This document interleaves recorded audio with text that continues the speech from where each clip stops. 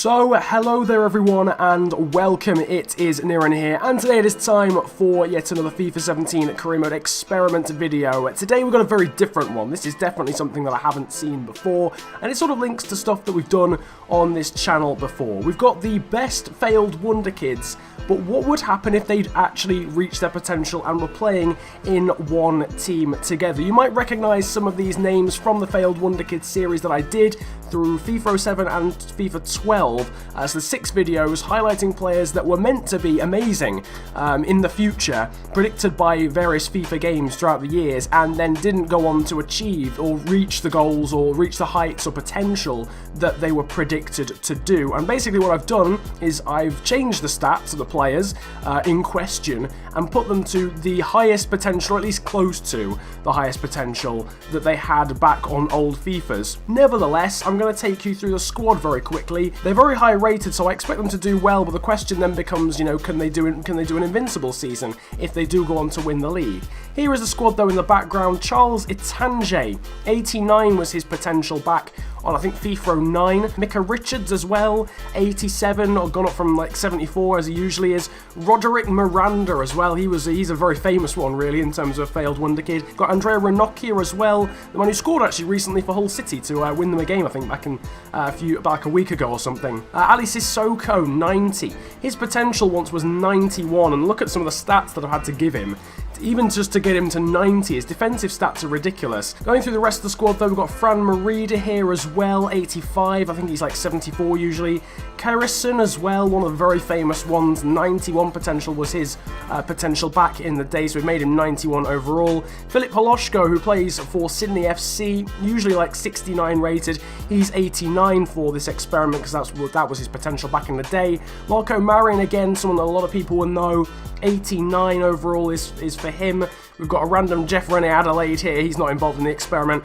Franco Di Santo as well, 90 rated, so yet more incredible talent in terms of what could have been. Fredrik Sorensen, 87 rated, 24 years of age. Nicola Leali as well, 88 rated, goalkeeper from Italy in this experiment. Alexander Merkel, the man who was once from Germany but now from Kazakhstan, playing for Bochum in the 2nd division of German football. His potential fluctuated between 88 and 86, so it made him 87 for this experiment. Federico Makeda as well, this will be weird, seeing him in an Arsenal shirt. Medialito, one of the most famous ones in my eyes, 64 rated left mid on FIFA these days, but once had 88 potential, did the Cambridge winger. Billy Sharp as well, this is kind of an unfair one because he is still like a real folk hero in England amongst sort of lower league sides, but he did once have potential to be like 87 to 89, so he does sort of have to go into this video.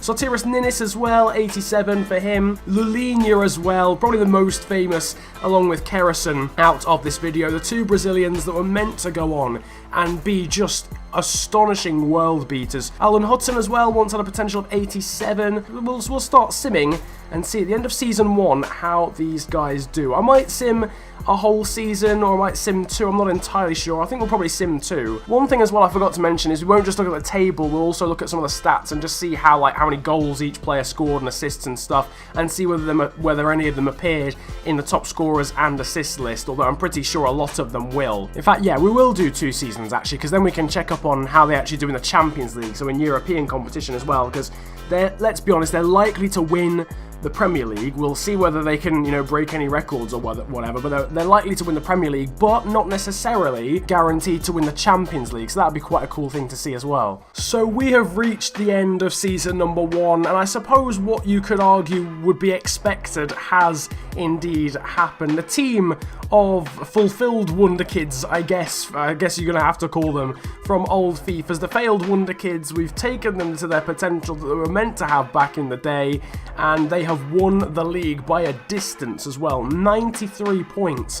Not quite record breaking because they lost 3 games, they haven't gone invincible or unbeaten, and they haven't actually broken the points tally that Chelsea got in the, I want to say 04-05 season, I think it was that season, or the season after, I think it was 04-05 though. Stoke City, interestingly coming second, they seem to be doing very well in experiments at the moment, but the main important thing is that Arsenal with the failed Wonderkids, or the fulfilled Wonderkids as we're now going to have to call them, won the league, having scored 84 goals and with a goal difference of 57. They didn't win the FA Cup though, went out to North London rivals Spurs in the quarter-finals, and it was Leicester who ended up winning the tournament overall. And in the EFL Cup, they got knocked out in the round of 16 on penalties by Crystal Palace, so definitely not undefeatable despite having that ridiculously good squad. Now, if you thought the table was predictable, it's fair to say the top goal scorers list wasn't, because central defensive midfielder Fran Merida, the lowest rated of all the players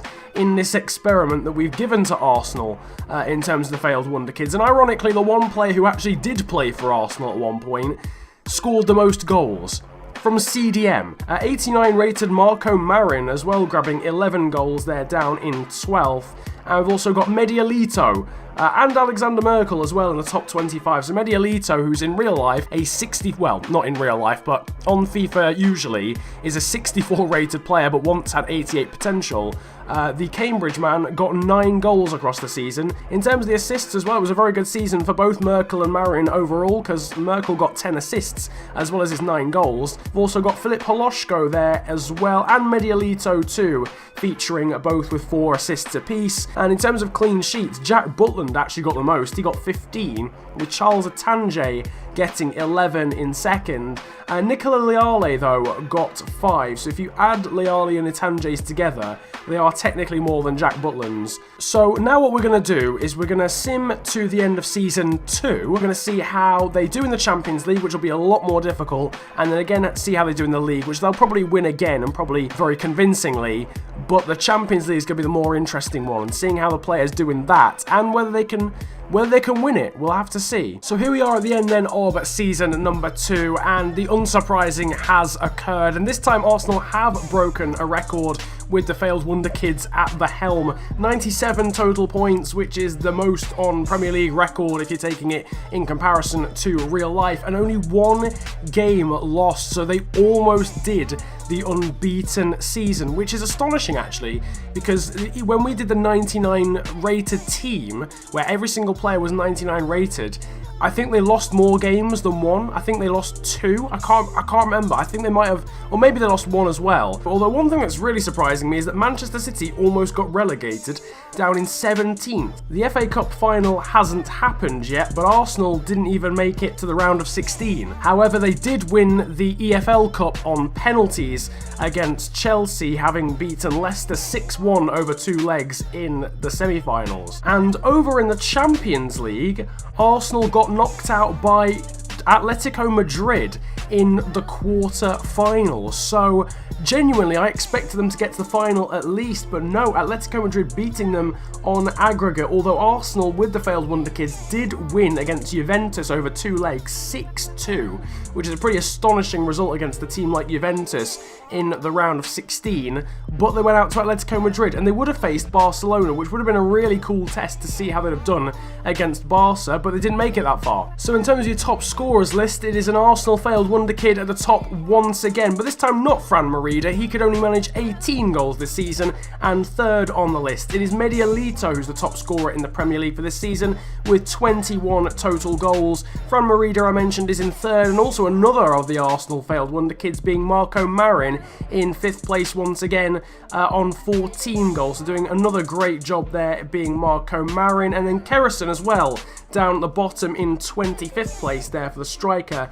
on 8 goals. Over on the assists side of things, and it's very easy to see who's definitely been the stars of the show in this experiment really, and it's been the ever-present Marco Marin, Medialito and Fran Merida, who are all in the top 6 when it comes to assists across the season, and Federico Macheda as well, making it into the top 10 with 6 assists as well. In terms of clean sheets, Wojciech Szczesny apparently came back from his loan at Arsenal, apparently got the job over Charles Atange. So there you have it. The team isn't quite unbeatable, but the failed Wonderkids, if they'd have reached their potentials, would have been one hell of a force amongst world football, winning the Premier League twice in a row with ridiculous point scores, but not winning the Champions League, not even making it to the semi-finals, getting knocked out by Atletico Madrid in the quarterfinals. So although they're very good, they're not exactly invincible quite, or not just yet anyway. Again, it is a bit of a shame to see these players not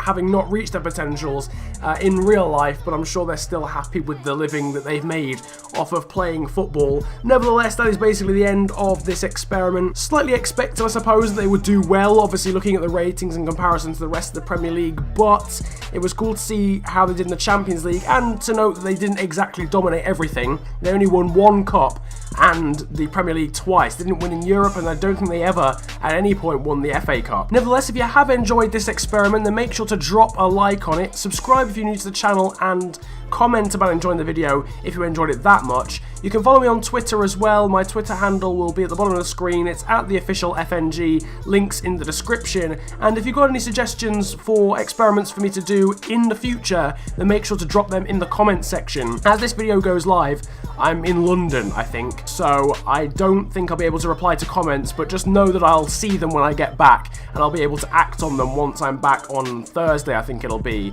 Nevertheless, I hope you have enjoyed this video once again. It has been a pleasure ranting at you guys today. Have a great day, enjoy yourselves, and goodbye.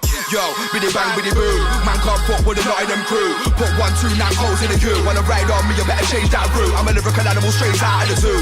Big mic man, big like Big Zoo. 15 going OT on my own, done it all alone, I never been a ring true. KYE the hardest YG, my G, better know he kicks like Kung Fu. Try me, you must have won some.